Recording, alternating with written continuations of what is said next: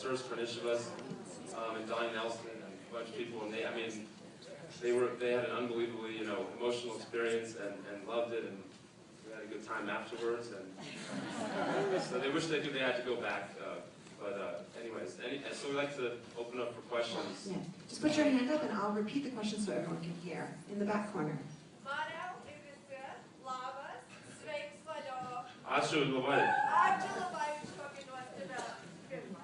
All right, in English. Very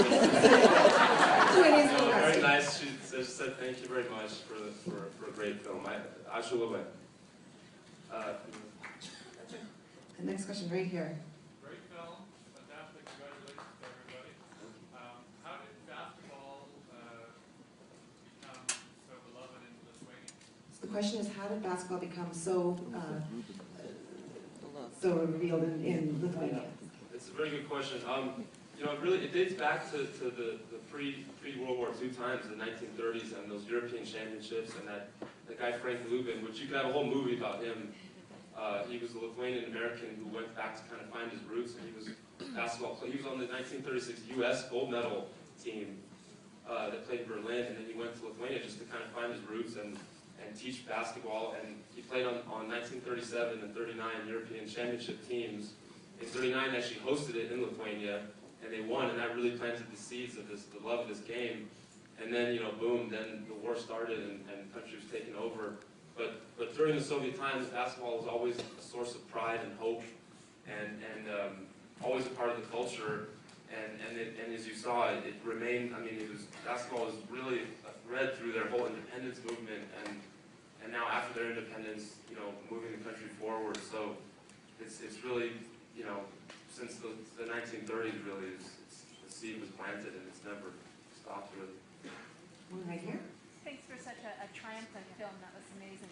There was a shot in there, and I know a young woman from Estonia who recalls standing with the entire country holding hands, and it looked like that was a similar moment in Lithuania. Did that happen? Actually, it was the same moment. It was called Hands Across the Baltics, and it's in the Guinness Book of World Records. It was like the longest human chain ever, and it was before they got their independence when they were starting to protest. And the beautiful thing about it is the way they achieved their independence was through peaceful protest and through political moves and negotiations. And of course, there was the violent episode on January 13th, but there was like over it was 1 million plus people that joined hands across several across Lithuania, Latvia, and Estonia. So it was quite remarkable. Question right here. How did the project begin and how long did it take? The question was, how did the project begin? Let's go back to 1988. I'm 12 years old. But yeah, really, I'm 100% Lithuanian. I grew up in a Lithuanian household, and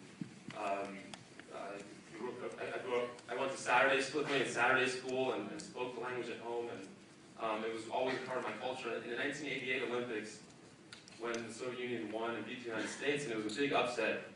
But I was kind of happy. I was like, hey, there's four Lithuanian guys, and there was a picture in the LA Times of the 4 guys, but it wasn't that nice one. They looked kind of mean, and they had mustaches and beards, and CCCP, and it said Soviets, defeat the United States, and I was a big basketball fan, and my friends were, and I remember talking to them about that, and I said, look, these guys are Lithuanians, but nobody understood that. They were just the enemy, they were like Ivan Drago, they were the archetype of the evil empire, and I think really that was like the seed of the idea for me back then. I was 12 years old, and then of course what happened in '92 and beyond, you couldn't really write the story. So, but was that more, or is it more also how it got going?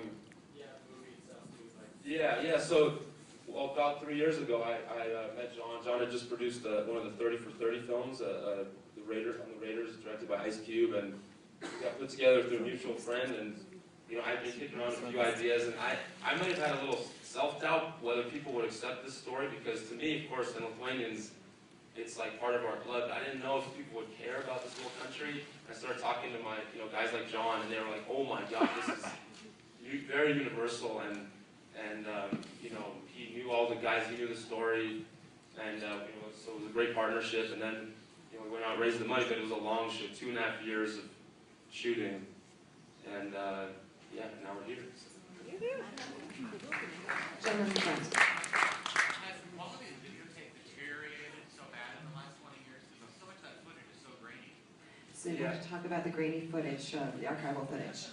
Yeah, I mean, it was a challenge. I mean, basically, like, you know, mid-'80s video footage, and yeah, I mean, it's poor quality. And in fact, if you notice, like, some of the photos we have from the late 70s and early 80s or some of the film, it's actual black and white film, and looks much better. And photos were, you know, beautiful and you know, much more crisp. But yes, some of the mid-'80s video footage was very pixelated, and it, like, even at the highest resolution from the sources that we could get was quite grainy and low quality. But it, you know, that's the 80s. We forget. We see HD now, and it's shocking when that's what we used to watch on TV.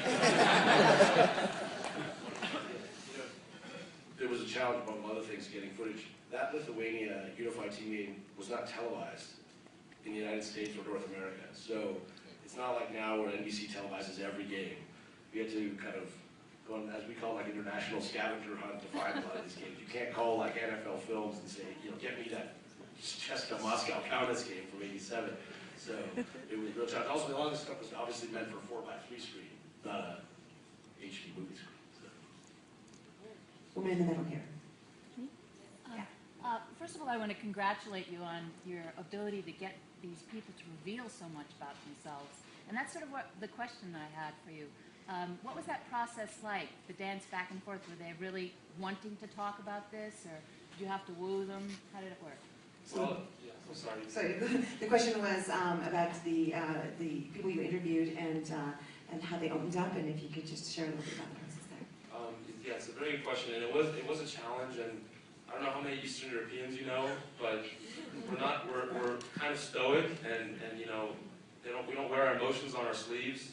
I probably do more than them because I grew up here more in this culture, but and they're athletes. On top of that, they're not actors. They're but they're very intelligent guys, like incredibly intelligent, well educated, and I think, you know, obviously I had to build some trust, and we hung out, and I think they were impressed by my knowledge of the subject matter, and John's, like who is this American guy who knows about, you know, first of all, can pronounce our names, and very suspicious, you know?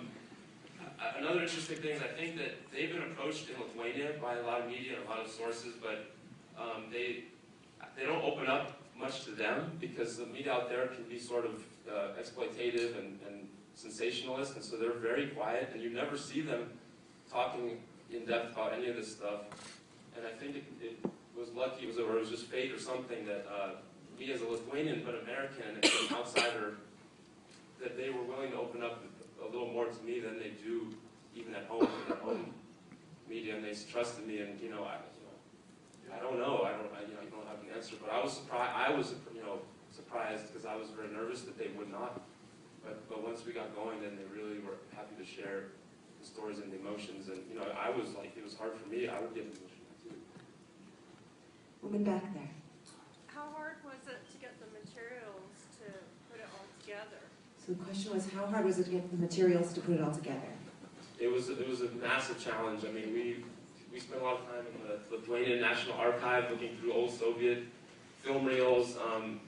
There may have been some graft involved in getting people to cooperate. And, you know, hold these people off. John has a funny story about that. You know, it's one interesting thing is that I think maybe because of its newness as a country, Lithuania's archives are actually fairly meticulously organized, and sort of as an outgrowth of the former Soviet thing. A lot of that footage, the oldest stuff from Marcellonis and Sabonis, was actually done for newsreels. They were done in the 80s that were shown sort of propaganda newsreels before they would show movies. And there would be like a 2-minute special on a politician and a 2-minute special on like a factory worker in Minsk, and then a thing on Sabonis or Marcellonis. And they actually have all of these cataloged. And I had kind of happily stumbled upon it. And I got to Vilnius, I think, a day before Marius. And I went to the Central State Archives, and our friend Nikolaidis at the Central State Archives, I had like a whole detailed reel number, clip number, and he just said, not possible.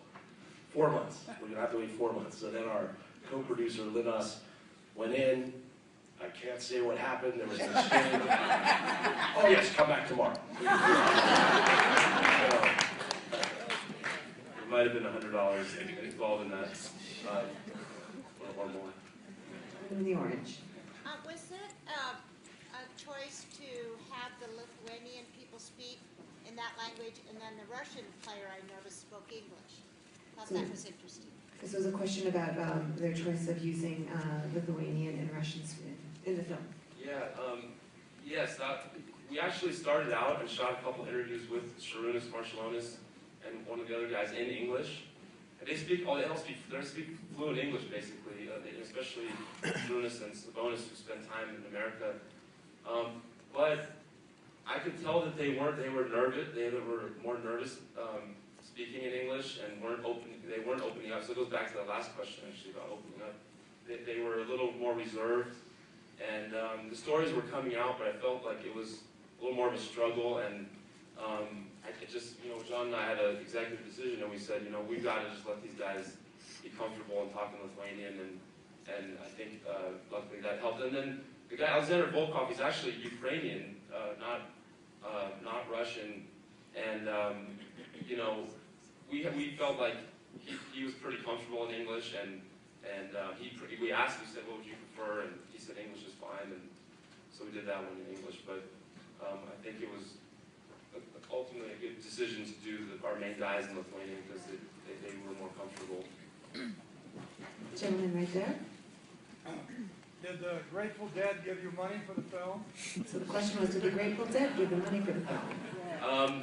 No, they didn't participate financially, but they were amazing. They were very helpful, and Rhino Records was very helpful. We have 6 Grateful Dead songs in the film, and Mickey Hart was awesome, and Bill Walton, who's like our favorite guy ever. He helped introduce us to Mickey Hart and the whole Grateful Dead family, and they very much are a family, and we're supportive of the project from the beginning. And these T-shirts have gone on. They've re-released them at every Olympics, and they've sold millions, I believe, and the money from them goes to children's charities from the '96 Olympics and 2000, and so it's kind of an ongoing thing. It's a really good, a good cause.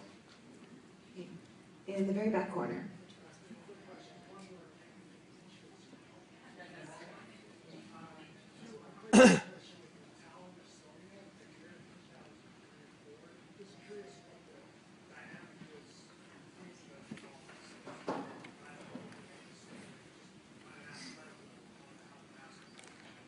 So the first question was about the T-shirts and where you can get them, and the second was he's played in Estonia, and was wondering now what's the current dynamic between a lot of the breakaway states right now, like Lithuania and Estonia, in basketball.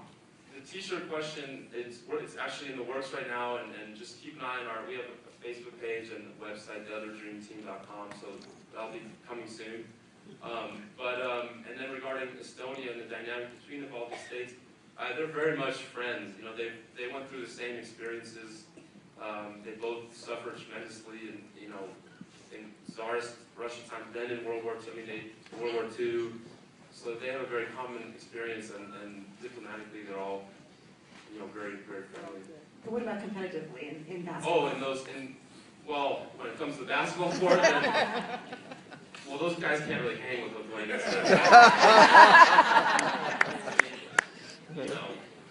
Lithuania has never lost to China, I believe, in international competition. That's 1.2 billion. Equal Lithuania 3 billion, and so Latvia and Estonia don't stand a chance. Sorry. Latvia's got a couple. Latvia has a guy in the NBA. They're pretty strong. We've got time for one more question. This woman right here. Did the young man that got drafted last year ever play on the national team? So did the young man that got drafted by Rutgers last year, did he ever play on the national team? He's only 19 years old right now, and he played on all the junior. He won world championships on the junior national team as a 17 and 18-year-old. Now as a 19-year-old, he just played in that European championship they hosted for the first time since 1939. It was this summer, and he made the team for the first time, and it was kind of his breakout party, and he's just been drafted, so he had quite an amazing summer. And now he's him and there was another Lithuanian kid drafted in the same draft at number 20 to the Houston Rockets. So between those two, the future looks pretty bright for the national team and for the London Olympics, which is coming up. How's he doing? He actually, because of the strike, the pending strike, they made a deal with his Lithuanian team for him to stay one more year in Lithuania and just get stronger and mature a little bit. And so he's going to come for the next season, and they're very, much anticipating that. Thank you very much.